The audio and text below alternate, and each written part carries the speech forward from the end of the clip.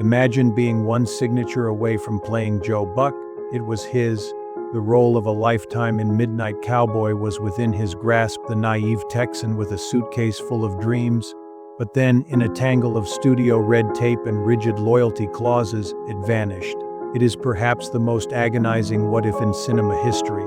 Instead of the neon streets of New York, Michael Sarrazin found himself on a bleak Santa Monica pier, trapped in an airless dance hall for They Shoot Horses, Don't They? Alongside Jane Fonda, he portrayed the desperation of the Great Depression, scrambling for fame, food, and a few hours of sleep. But who was the man behind the hypnotic gaze? A French-speaking drifter from Quebec who was once deported from America and lived in a bohemian attic before becoming the face of New Hollywood's searcher generation. Today we uncover the melancholy mystery of a star who lived on the edge of the frame. Welcome to Hollywood Icons Mysteries, a rebel from Quebec.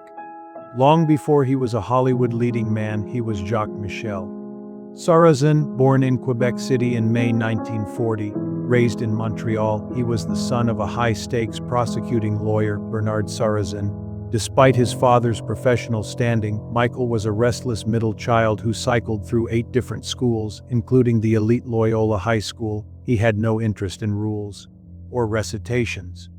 He was a kid who craved the spotlight. "Maybe you think I'm an egomaniac," he later admitted, "but I've always craved recognition and attention. I never seemed to get enough of it as a kid."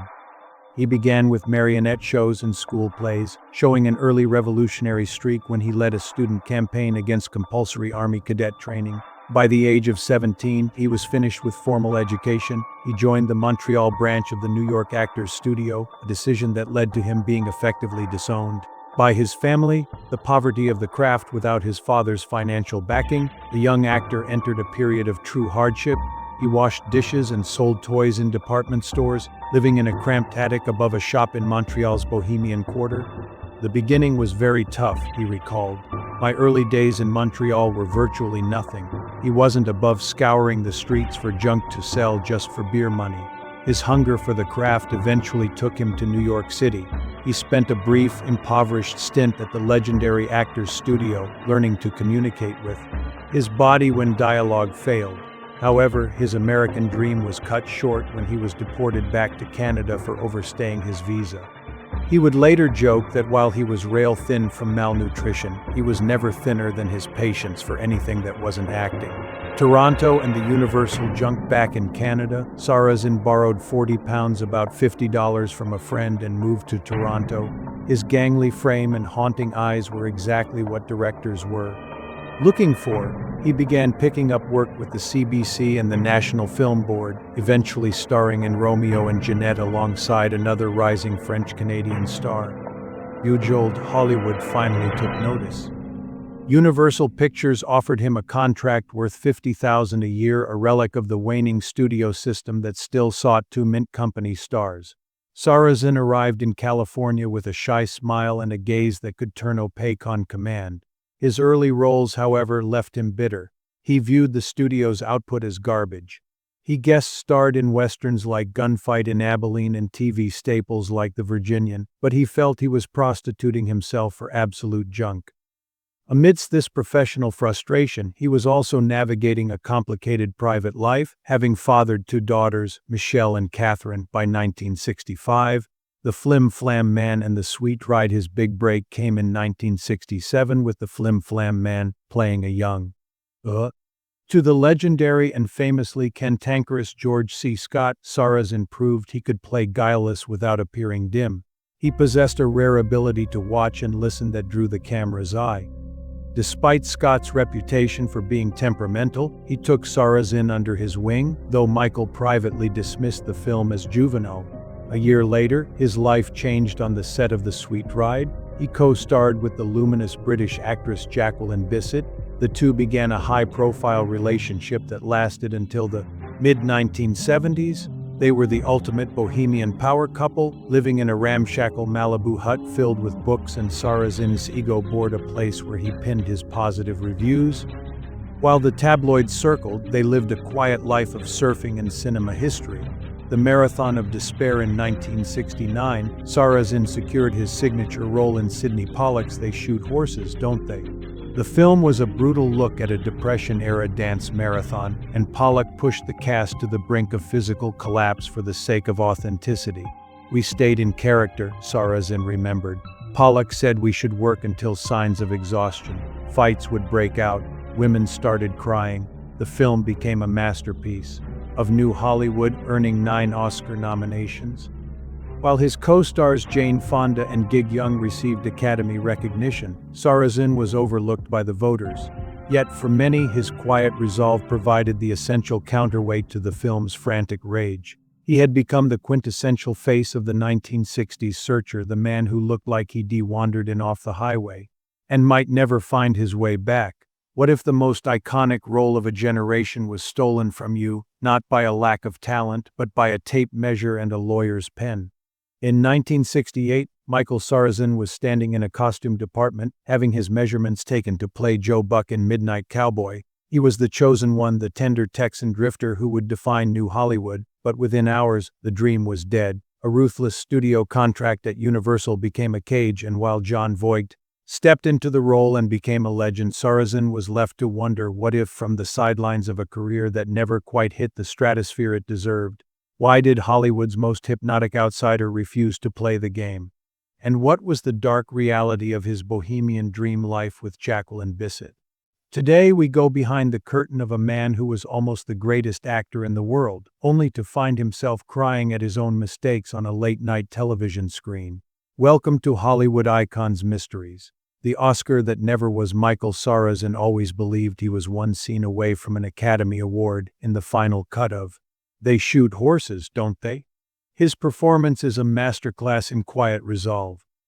However, a pivotal 6-minute monologue, one that explained his character's final, terrible act of mercy, was ruthlessly excised in the editing room. Sarrazin never held a grudge, though the sting remained. "You could have paid me $1 a week to work on that," he once remarked. "I still get really intense when I watch it." He was sketching the outline of a specific American archetype, the draft dodger who didn't shout, the drifter whose decency was his only compass. Whether he was playing a cat-phobic apprentice in Eye of the Cat or a man caught between two worlds in A Man Called Gannon, he was the watcher, the actor who made the audience do the work. The Midnight Cowboy betrayal, just as his stock should have soared, the invisible machinery of the studio system grabbed the wheel. The role of Joe Buck in Midnight Cowboy was his. He had been cast, measured, and was ready to board a plane for Texas. But Universal, the studio that held his contract, refused to release him. Whether it was a loan-out fee that was too steep or simple corporate stubbornness, the result was the same. The door was slammed shut while Sarrazin was halfway through it. His brother Pierre later recalled that John Voight was always gracious, acknowledging how close Michael had come to the role that defined a decade. It was a turning point made in a boardroom he was never invited to enter. The rebel who refused to talk, Sarrazin kept working, and often with distinction. Paul Newman, then establishing himself as a director, cast him in Sometimes a Great Notion. Michael played Leland Stamper, the long-haired, idealistic brother in a family of hardened loggers. He possessed a listening face, a rare ability to absorb blows without posturing. Yet he never broke into the A-list superstar bracket. Part of this was by design. Sarrazin was a recluse in a town that demanded exposure. He refused nearly all interviews and never once appeared on a television talk show. He was notoriously ornery with the press, famously snapping in 1968, "It bugs the hell out of me when I am typecast as another Jimmy Dean or Brando. You can't make a Mickey Mouse out of me. I don't want to be a carbon copy star. Take me on my own terms or not at all." The true monster and the movie star. In 1973, Sarrazin took a gamble that could have ended his career. In Frankenstein, the true story, he played the creature not as a bolted-together horror, but as a beautiful man who slowly rots into a ruin. It was a sophisticated, ethical take on the monster that echoed Boris Karloff's original intent. He even tried his hand at screwball comedy opposite Barbra Streisand in For Pete's Sake, playing her beleaguered husband. He was asked to be exasperated rather than haunted, a snapshot of a career perched awkwardly between artistic lanes, the reality of the Malibu shack.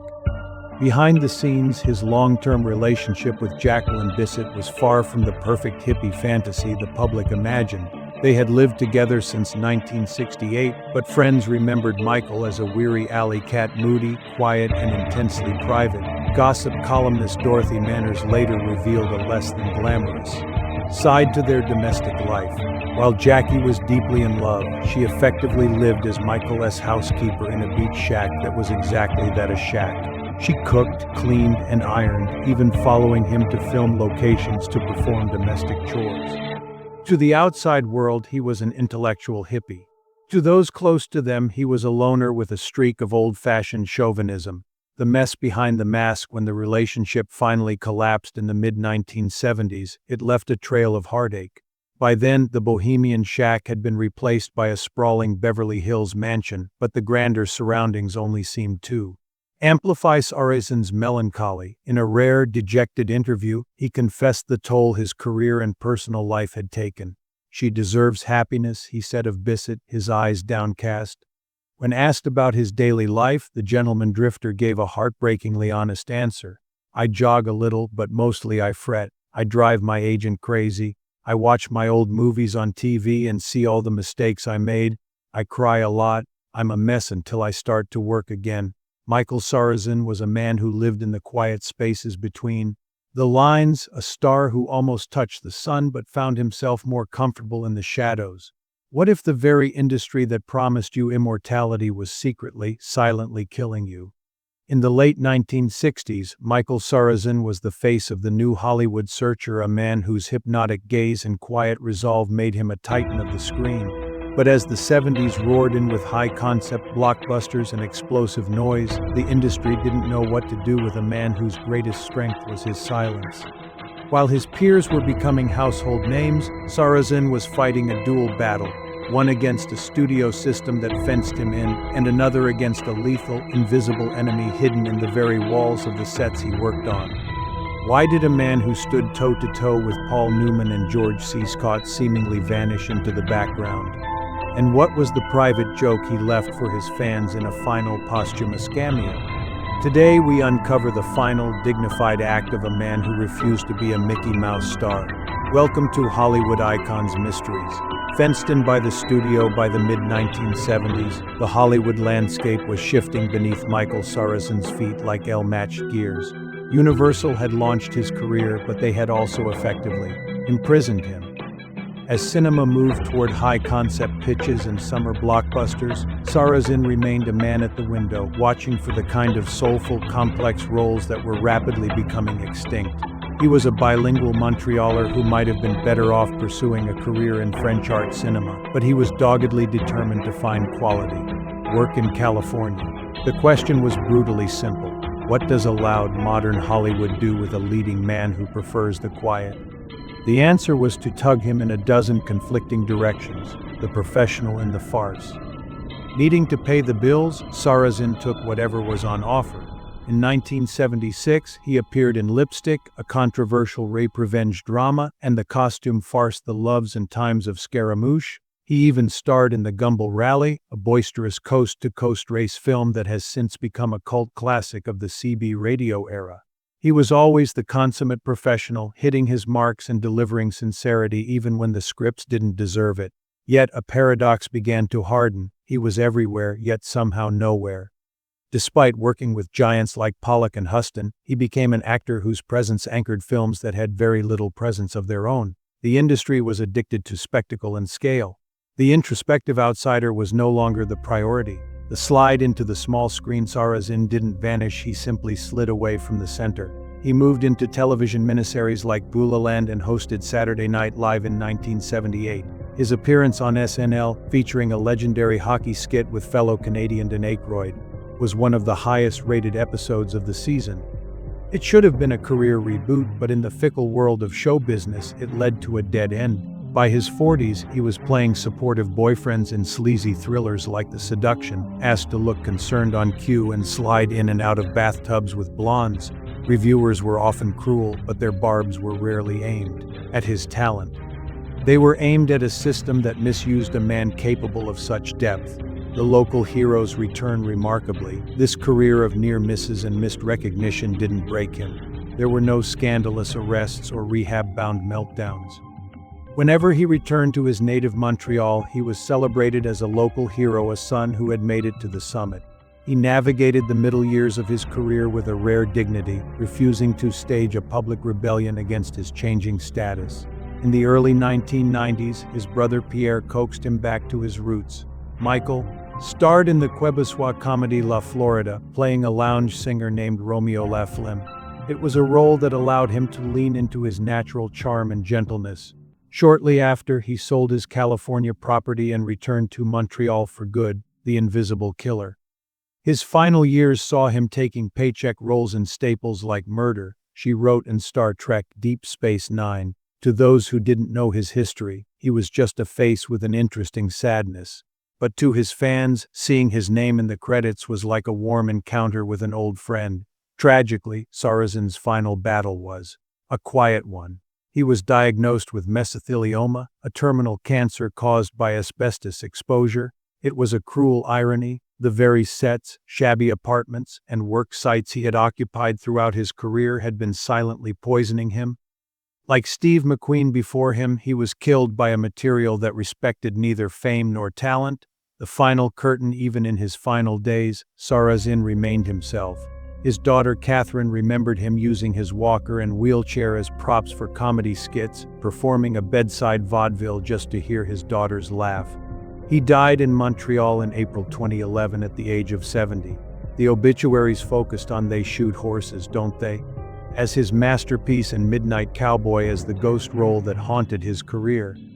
But the truth is more nuanced. Michael Sarrazin wanted to be taken on his own terms, and he was. He worked with the giants of his era and never once embarrassed himself. One final gift awaited the world. In 2012, the film On the Road premiered with his cameo intact. In a story about restless men and drifters, the man who had embodied the American drifter appeared for one last beat, a silent nod to a generation he helped instruct how to dream. Michael Sarrazin was a man of quiet depth in a world of loud spectacles. He may not have become the superstar the industry predicted, but he lived a life of immense dignity on his own terms. I hope this answered your questions about the gentleman drifter of the silver screen. Which of Michael's performances remains your favorite? Let me know in the comments below, and don't forget to like and subscribe for more Hollywood icons, mysteries, sweet dreams.